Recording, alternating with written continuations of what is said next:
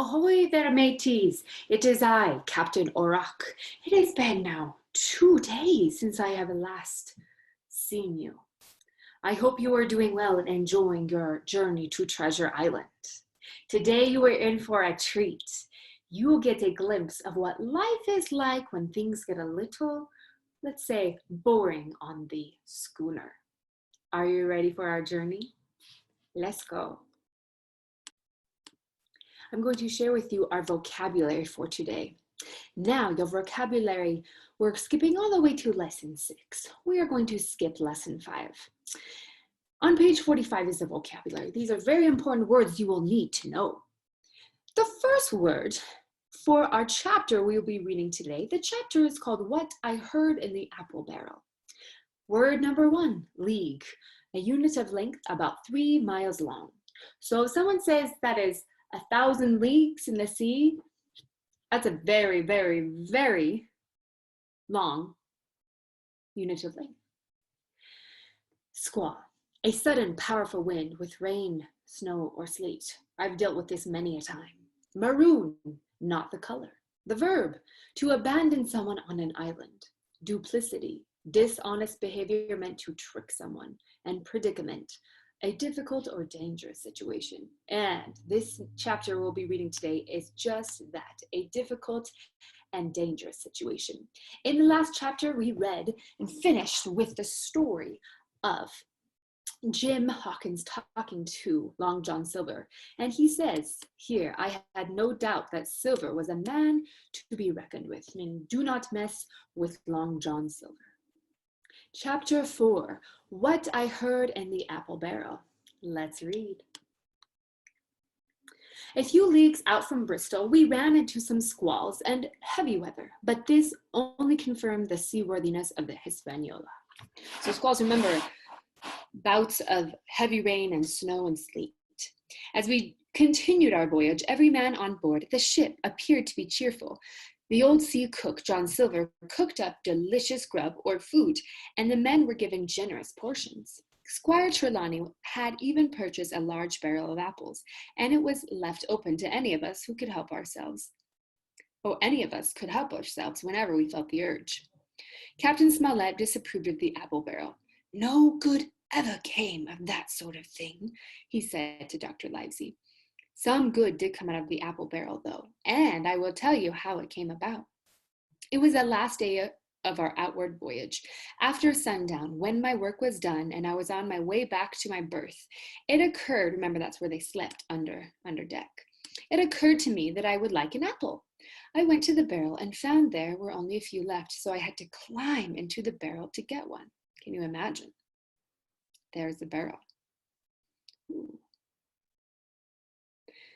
While I was sitting in the barrel, comparing the quality of 2 apples, several members of the crew arrived. They were talking, and before I had heard a dozen words, my mood changed from one of fear and anxiety to one of fear and anxiety. So first he's happy, then he's scared.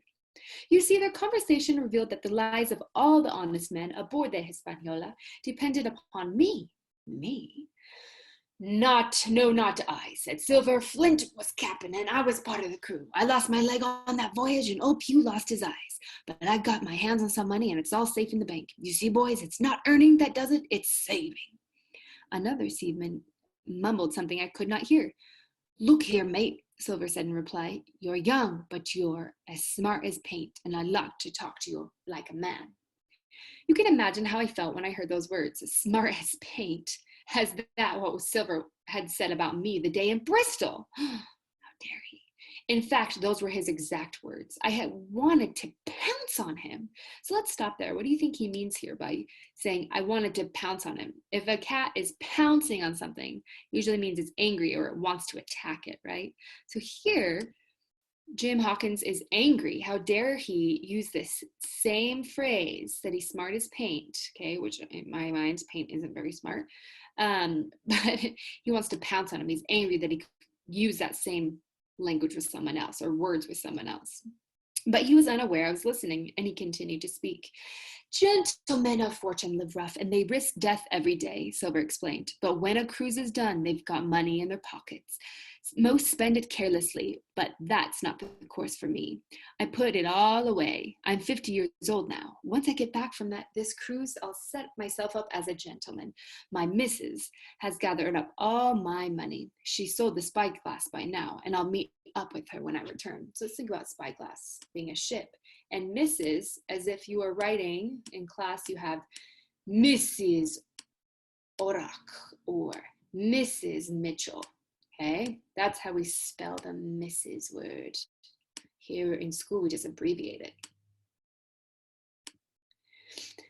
Well, said one of the men named Dick, I didn't like this job till I had this talk with you. But now things are starting to look up. Here's my hand on it, John. A brave lad you are, Silver answered, and smart too. By this time I understood what was happening. By gentlemen of fortune, meaning gentlemen of good money, Silver meant pirates. And he had just convinced another one of their honest men to join the mutiny he was planning. So if you remember, mutiny is when the men or the crew go against the captain and kill him. Dun, dun, dun. Silver gave a little whistle, and the third man joined them. Dick's square, said Silver to the newcomer. When I say someone's square, that usually means they're lame. But if he's saying Dick square, means he's got it all thrown out there. Like he's good to go. He's, even saying here, I didn't like this job till I had this talk with you. Now things are starting to look up. So he's saying here, he's good to go, right? I knew he was no fool, said the other. But here's what I want to know, Barbecue. When will we strike? I've had more than enough of Captain Smollett. Listen, Israel, said Silver, meaning one of the men. Keep your eyes peeled till I give you the order. I concluded that the new arrival must be Israel Hands. I don't say no, Israel growled, but I say when. At the last possible moment, that's when, replied Silver. We've got a first-rate captain sailing the ship for us, and the squire and the doctor have Flint's map. We'll let them find the treasure and haul it on board. Then we'll strike, meaning then they'll attack. And what will we do with them? Asked Dick. Well, said Silver, we could leave them on the island, marooned, or we could cut them down. Maroon meaning they leave them there on their own. That's what Flint would have done, and Billy Bones too. But remember, Billy Bones is dead now. Billy was the man for that, added Hans. Dead men don't bite, he used to say. If ever a rough man came to port, it was Billy Bones. Rough and ready, said Silver, and at this point I agree with him. When I'm a rich man back in England and riding in my coach, I don't want these men coming home. We'll wait when the time comes. Let her rip. I claim Trelawney. Dick, he added, breaking off suddenly, jump like a sweet lad and get me an apple to wet my pipe. An apple from the barrel? You can imagine how terrified I was. Remember, Jim is in the barrel. I heard Dick getting up. I figured I was as good as dead, but then Hans said, nah, let's have something to drink instead. Dick went to fetch the drinks, and Hans and Silver continued talking. That's the last of them, Hans said. None of the others will join us. This lifted my spirits, for it meant that there were at least a few faithful men on board. Faithful meaning they're not going to have a mutiny against their captain and kill him.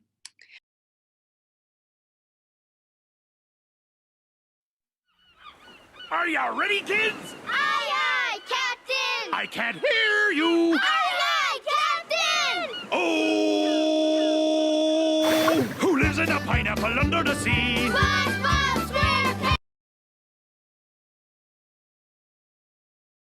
When Dick returned, he and the others drank a series of toasts. Here's to luck, said Dick. Here's to old Flint, said Hans. Just then, the lookout up in the crow's nest shouted, Land ahoy! Meaning there's land ahead. This was followed by a great rush of, I'm going to stop you here. So we have Silver talking to the men who were planning this attack or mutiny once they get the treasure. This was followed by a great rush of shuffling feet as the mutineers sprinted away. I waited a few seconds, then slipped out of the apple barrel and followed them. As we drew near the island, Captain Smollett called out, Men, have any of you ever seen the island ahead? I have, sir, said Silver. Once when I was a ship's cook, we stopped there for fresh water. Skeleton Island, they calls it. It were a main hideout for pirates once. There are 3 hills on it, and the big one, the one in the middle there, with its top in the clouds, that's called the spyglass, because it's the perfect place to post a lookout. I have a map here, said the captain. Have a look and see if this is the place. John Silver's eyes burned with intensity as he took the map, but I could tell it was not the map I had found in Billy Bones' chest. It was a copy that did not show the location of Flint's treasure. Silver carefully concealed his disappointment. So if Silver's carefully showing his emotions here, carefully concealing or hiding his disappointment, he knows that this is a fake, okay? He knows that the captain is not giving him the full truth, and that's really just going to make him more upset and trust Captain Smollett less, right? Because right now he's already mad at him, planning to kill him later. Yes, sir, he said, this is the spot, and I believe the best anchorage is right over here in this little cove. Anchorage means where you make anchor, where you stop. I was surprised at the coolness with which Silver declared his knowledge of the island. I had by this time such a fear of his cruelty and duplicity that I could scarcely conceal a shudder when he called out, "Ahoy there, Jim," and laid his hand on my shoulder. This island is a sweet spot for a lad, Silver said. When you want to do a bit of exploring, just ask old John, and I'll fix up a snack for you to take along. So old John, of course, is John Silver, right? Long John Silver, and when he's saying it's a sweet spot for a lad, it almost sounds like he needs him to do something for him because he's trying to like boost up the island a little bit and think like kind of tell him how great it is. After Silver hobbled off, I met with the captain, the doctor, and the squire. I proceeded to tell them everything I had heard. Everyone sat quietly for a few moments until at last the squire broke the silence. Captain, he said, I believe I owe you an apology. You were right, and I was wrong. I await your orders. Well, said the captain, I accept your apology, but now I must present to you my opinion of our current predicament, meaning problem. I see 3 or 4 important points for our consideration. First, we can't turn back. If I gave orders to go back, Silver and the others would mutiny at once. Second, we have some time, at least until the treasure is found. Third, we will come to blows sooner or later. What I propose is that we choose a time to fight when they least expect it. I take it we can count on your servants, Hunter Joyce and Redruth, Mr. Trelawney. As upon myself, declared the squire, meaning me too. You can count on me. That's 3 honest men, said the captain. Ourselves make 7, counting Hawkins here. Now, what about the others? I fancy we can also count on the men Trelawney hired, said the doctor. I mean the men he found by himself before Silver intervened, meaning getting in the way. Nay, replied the squire, hands was mine. Well, gentlemen, said the captain, we must determine who can be trusted. I felt helpless. There were only 7 out of 26 who were known to be good, and one of those was me, a young boy. Silver helped the captain guide the Hispaniola to the best anchorage. He knew the passage like the palm of his hand and never hesitated once. Okay, so let's stop here. This right here, he knew the passage. If you know something like the palm of your hand, that's what we call an idiom, right? We've done idioms before in a few lessons ago, and an idiom is something that is figurative language where we know it doesn't actually mean that you know something like the palm of your hand, and we're comparing it to the palm of your hand as well. So it could also be considered a simile, right? But if you know something like the palm of your hand, that common phrase, you know it very well. Okay, so you know it very well because we know our hands really well. We see them all the time. We see them all day. Still, there was a problem. There were problems afoot, meaning there were still problems aware or around them. Discipline had begun to break down. The men were now unfriendly and unwilling to take orders. They seemed to be on the verge of mutiny. Only Silver showed a willingness to obey. When an order was given, he was on his crutch in an instant with a cheery, aye, aye, sir. And when there was nothing else to do, he sang old sea songs.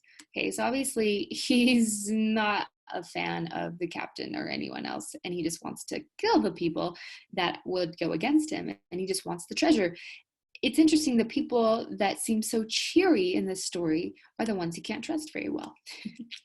The captain called a meeting with our group in his cabin. Gentlemen, he said, we are in a real pickle here. I believe that if I continue to command the ship, the men will mutiny. If I don't, Silver will know that something is up. I believe there's only one thing to do. What's that? Inquired the squire. Leave things to Silver, the captain replied. He's as anxious or nervous, excited, as we are to cover things up. He doesn't want the men to mutiny, at least not yet, and I say we give him a chance to talk them out of it. Let's allow the men to go ashore if they like, then Silver can talk with them and get them under his control. If they go, you mark my words, Silver will get them back in line. He'll bring them on board again, mild as lambs. Mild as lambs. When you're as mild as a lamb, it's an example of a simile. It's got as in there because something that's gentle as a lamb. Lambs are very gentle and sweet, and mild is what we call them. So here's this picture we're going to be talking about here in a second. It looks like they're handing some knives and guns over. We all agreed this was the best plan. Loaded pistols were served out to all the sure men. Okay, so here's the sure men, meaning men that you can trust, and they're handing out weapons to them. The squire's men, Hunter, Joyce, and Redruth. We were taken into our confidence and received the news with less surprise and better spirits than we anticipated. After the meeting, the captain went on deck and addressed the crew. Lads, said he, it's hot and we're all tired. As many of you would may go ashore for the afternoon. Take the landing boats. I'll fire a gun to call you back just before sundown. The men must have thought they would trip over treasure as soon as they landed, for their spirits seemed to lift in a moment, and they all gave a cheer. The captain whipped out of sight, leaving Silver to arrange the landing party. In a few minutes, the party was assembled. 6 of the seamen were to stay on board. The remaining 13, including Silver, were to go ashore. So let's stop here. Why do you think that these men are so happy? It says their spirits seemed to lift in a moment, and they gave a cheer. Why are they so happy to be on land? Well, think about it. If you're on a boat for months at a time, weeks to months at a time, sometimes traveling for years to location, you're exhausted. You're so sick of not being on dry land, of just being able to walk around on firm ground rather than on a boat that sways back and forth. All right, so here we have the 6 of the seamen to stay on board. The remaining 13, including Silver, were to go ashore. I thought about the numbers. If Silver was leaving 6 of his men on the Hispaniola, it was plain that our party could not take over the ship. At the same time, if he was leaving only 6 men, those men would not pose too much of a danger to the loyal hands. Loyal hands meaning those who don't want to kill the captain and his crew. The captain and the others would be safe, and they would not need my help. I thought it might be more useful for me to go ashore. So without debating the question anymore, I slipped over the side and curled up in front of the nearest boat. No one in the boat took any notice of me. When we reached the shore and the men had wandered off, I came out of my hiding place and began to explore the island. So he hides in the boat to come ashore, and he's exploring the island. I wonder what Jim is going to find on the island. He seems pretty sneaky. That is the end of our chapter for today. Ooh, this is kind of scary. What's going to happen here in the next chapter?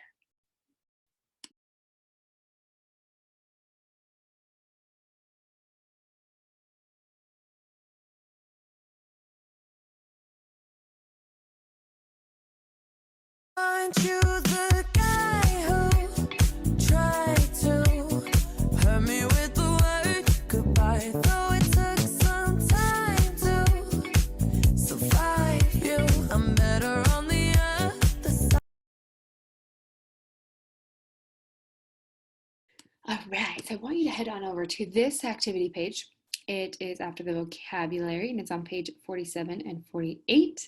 And here, there's some questions. It says to cite evidence from the text and page numbers, but since you don't have your reader, that will be a little tricky. So I'm just going to allow you to answer the questions using the knowledge you learned. Okay. All right. So question number 1. What new information is revealed by Long John Silver's statement? Flint was captain, and I was captain, of course, right here, and I was part of the crew. I lost my leg on the voyage, and old Pew lost his eyes. But I got my hands on some money, and it's all safe in the bank. Cool. Okay, so the information that we're learning was, of course, we already knew that we're assuming, and here it's telling us for sure, that Long John Silver and Pew were, P-U, it's funny, were a part of Flint's Wowzers. Flint's crew. Okay, and then they lost body parts on a voyage. Okay, so just learn that. Okay, we already knew they lost the body parts. We didn't know they lost them at the same time. And Silver, is saving money in the bank. Interesting for a pirate. Usually they would just spend it all in one place, but here he's actually saving his money. So I'm gonna have you write that answer down on number 1.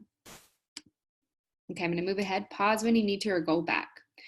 Right here, we're gonna skip because I had talked to you guys about it. Why do you think Jim says he wants to pounce on Silver when he hears Silver say you're smart as paint to another crew member? And it's simply because he was trying to compliment Jim, and Jim is upset that he's now saying the same exact thing to someone else. Okay, kind of offended him.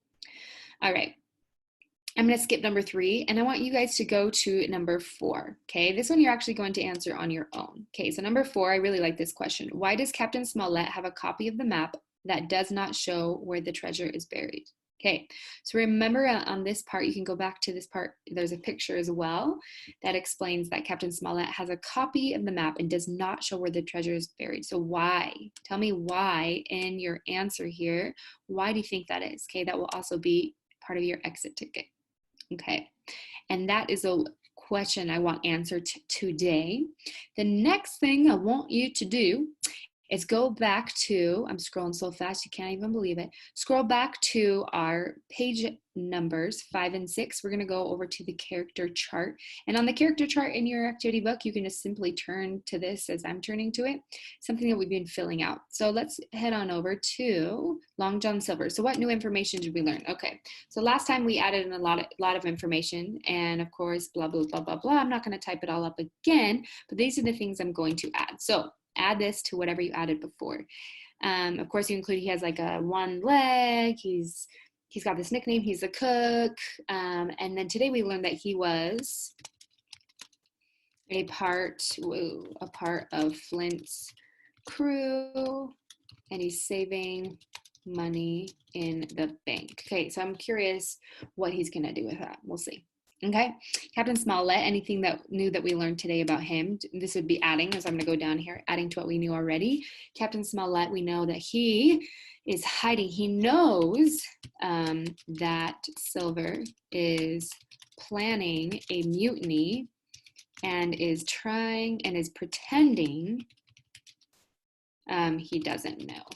Okay, and hides real location of, let's move this back up, running out of room because I forgot to zoom out here, of treasure on map. And obviously Silver knows about this and he wasn't super happy, but he tried not to show his disappointment. Okay, so I want you to pause and fill in this information. Remember, we're adding to these every single day, and the chapters that we were in today will give us the information we were looking for. Okay, so now that we've done that, let's head on back over. Yep, you know that I like to have you flip back and forth. So sometimes I just have you dog ear your pages, and what that means is you're just bending the corner down on the page, and that way you can go back and forth pretty easily in the lesson. The last thing that we're going to do today, la la la, is with relative pronouns. Okay, so let's talk real quick. Relative pronouns, we learned about some relative pronouns yesterday. So if we go on over here to our chart, I'm going to remind you what relative pronouns are. A relative pronoun refers to or replaces a noun or a pronoun and joins sections of a sentence together. Yep, so basically taking two sentences and joining them together by using one of these relative pronouns. So if we have pronouns for who, last time we learned that it refers to the subject. So it could be she, he, we, they, it. Okay, I just added it on there today. And if it's whom, it refers to the object or replaces the object. Objects could be her, him, us, them, etc. Forgot my comma here. And whose, that just shows us it indicates possession, or meaning you own something. It's an interesting word. It's got 4 S's in there. What in the world? Okay, now what about that? That, which, and whose are ones that we're going to be using today. So interesting enough, that introduces a section of the sentence that is needed to understand the meaning. Okay, so that is that. That is that and Cat in the Hat. All right, and whose, we already know what whose is. So we're gonna go over to which, and I apologize. I am so frustrated because, oh, check this out. Can I move it? Oh, boo, yeah, that's awesome. And yeah, guys, I didn't know that. I feel so cool now. All right, and which means that it introduces, because remember it's attaching two sentences together, introduces a section of the sentence, blah, blah, blah, that is not needed to understand the meaning of the sentence. Okay, so they're kind of opposites of each other. If we have that, it's needed, it's used and is needed to understand the meaning of the sentence, but which is not needed to understand the meaning of the sentence. We're going to practice a few examples. You're going to think, what are you talking about? Until we practice. Then we'll be geniuses at this. Okay, here we go on over, my friends. And on our sheet here, we're going to be looking at some examples. Okay, so everything I just typed up is right up here. So we're going to practice. I thought about showing you a video, and then I thought, no, we have better things to do, like watch funny videos that Mrs. O'Rourke's going to, oh, my bad. Captain O'Rourke is going to share. Okay. All right, so here we go. So here in this relative pronouns, I am going to share with you some answers, and the rest I'm going to have you do on your own. Okay? Wow, I really like that word today. So the first one, here we go. I feel like I miss my friends. I'm going to show my face again. All right, number one. The guitar's strings were broken. The guitar was in its case. We have to combine the sentences using that, which, or whose. Those are the three relative pronouns we're going to be using today. Okay, and remember about commas. Commas are important here, so that way it flows better. So the answer to number one, I'm going to have you write with your pencil. The guitar is a fun word to write. The guitar, comma, whose, because it indicates the possession. The guitar strings, see the apostrophe s, guitar strings.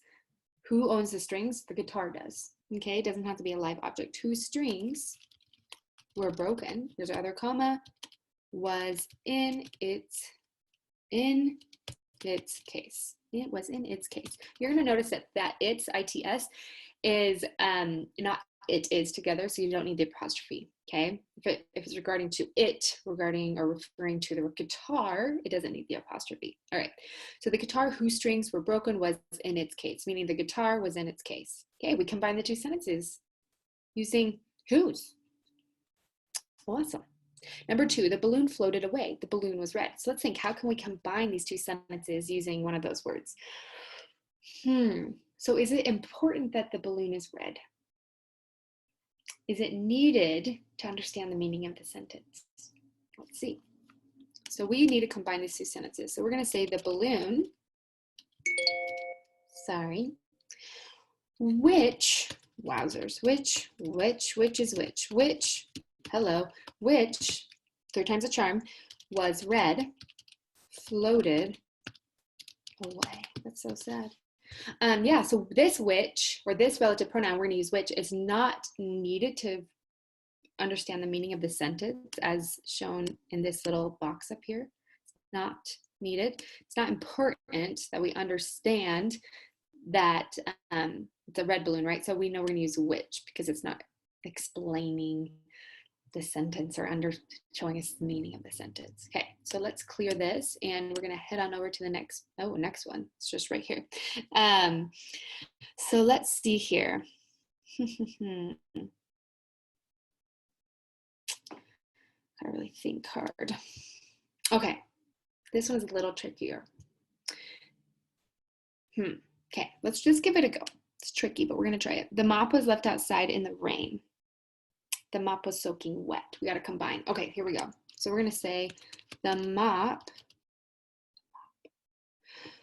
Okay, so part of this You have to know that the mop is wet. Why is the mop wet? Because it was left out in the rain. So we need, that's important. Before we didn't care that the balloon is red, so we used which. But now it matters to the sentence's meaning that the mop was wet because it was left outside. Ha ha. You guys are so smart. So I am going to, I have to go back here. Please work for me. I love you. Ah! Sorry, guys.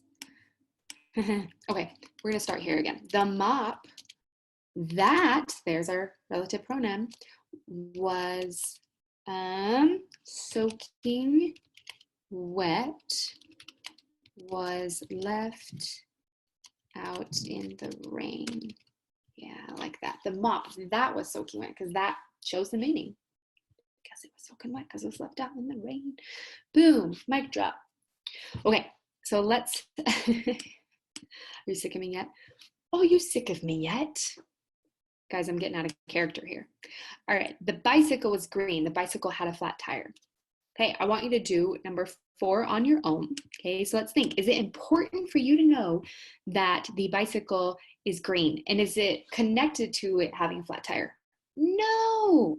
Okay, it's not mattering. So you need to say which, because remember, that doesn't affect the meaning at all. Which is which. That's kind of fun to say. The mailboxes, and you're going to do number 5 on your own as well, using which, number 4, and then number 5, the mailbox's flag was broken. The mailbox needs to be replaced. So totally important.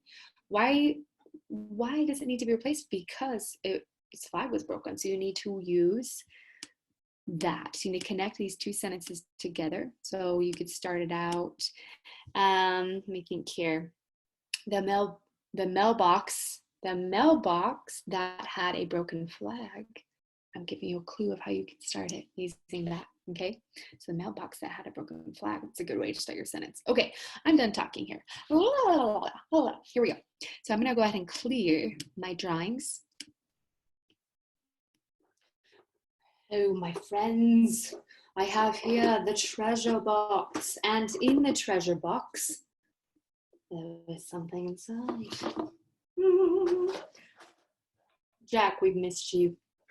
This is Jack, if you've forgotten. Hey, what is inside our pirate's treasure box? What is the activity for today? Can you believe it? Show off your favorite song or dance. Why is this in here? You see, when pirates get bored on their ships, they have to stay happy, keep their spirits up. So just like Long John Silver would sing songs, you are also going to be singing a song. So sing a favorite song, or just play it, or even find it and share it with your teacher. Maybe it's your favorite song on YouTube and you can find it there. Or your favorite dance. So if you know a really cool dance on YouTube or TikTok or whatever, share it with your teacher.